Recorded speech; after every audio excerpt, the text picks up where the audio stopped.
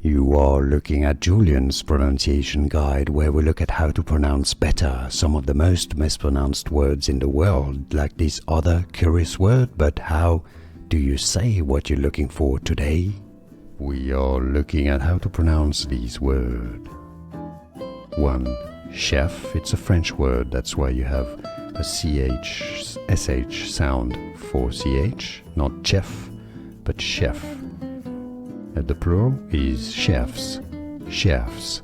In French the S would be silent, but not in English. Chefs. It's easy. And now you know. More videos for you here to learn more. Here are more videos on how to pronounce more confusing words and names too many mispronounced. Like this video if you found it useful. I appreciate your support. I'll see you soon and thanks for watching.